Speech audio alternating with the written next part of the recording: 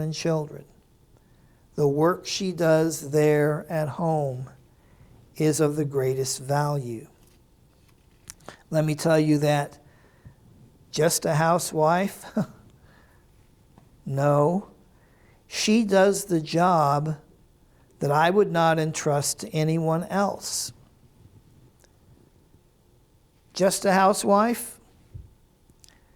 Just takes care of the home? Spare me such drivel.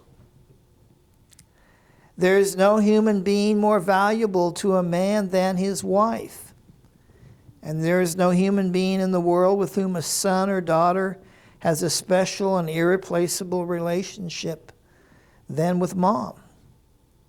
So can you not see what a treasure a home has when it has a virtuous woman? Now, here is her value in simple terms. I mentioned that earlier. This is my own list of things. When I look back about my own mother,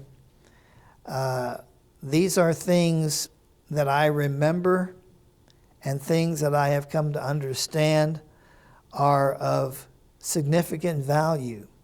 Let me ask you to listen to these and then dare to tell me if such a person in your household is not of vast benefit to that home. She's not just a housewife. She is an incredible benefit to that home.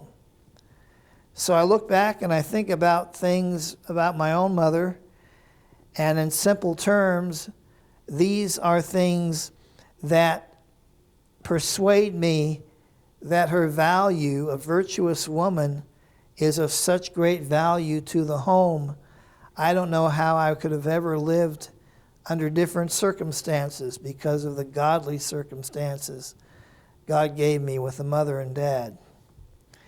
Things I like about Mom, well, she put up with me more than anyone ever did.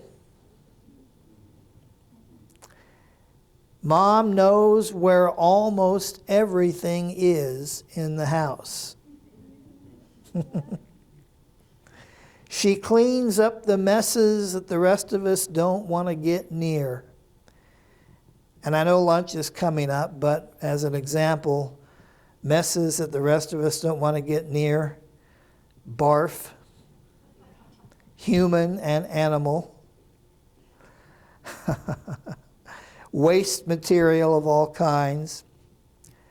Dad smashes the bugs, and that's me in our house. And I am much happier to do that than to be the person who cleans up the messes and cleans them up well. She looks after the week in and week out needs of the house: groceries, meals, cleaning of all kinds, planning. She can kiss an owie better than anyone and make it feel better. She has a mother's heart, a virtuous woman. I don't believe all women do have a mother's heart. Not even all mothers, I believe, have a mother's heart. But I'm grateful that most moms do, and that my mother did and does, and that the mother of my children does. Next, she's available 24/7. And she'll do anything she can to take care of those who need her. And then lastly, things I like about Mom: she does all of this without quitting. She will not quit. She knows she cannot quit and must not quit, and therefore she does not. So Spurgeon, I like to quote a saying from him regarding moms and see if he was someone who esteemed Mom as of great value. Spurgeon says, "Oh, dear mothers, you have a very sacred trust reposed in you by God. He hath said in effect to you, Take this child and nurse it for me, and I will give thee thy wages. You are called to equip the future man of God, that he may be thoroughly furnished unto every good work. If God spares you, you may live to hear that pretty boy speak to thousands. And you will have the sweet reflection in your heart that the quiet teachings of the nursery led the man to love his God and serve him. Those who think that a woman detained at home by her little family is doing nothing think the reverse of what is true.